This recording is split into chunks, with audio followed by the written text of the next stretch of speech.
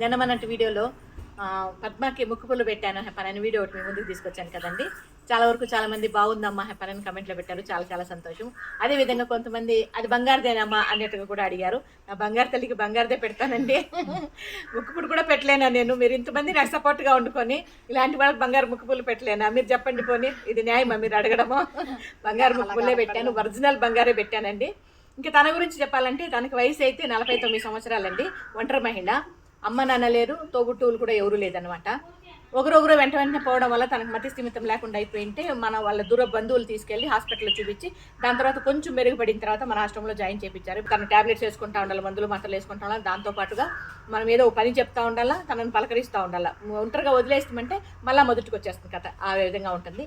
ఇది తన గురించి తన మాటలు. ఇది ఇప్పుడు మన చిన్న వీడియో. నచ్చితే లైక్ చేయండి, షేర్ చేయండి, సబ్స్క్రైబ్ చేసుకోండి. నమస్కారం. అది బాగా చెప్పింది కదా.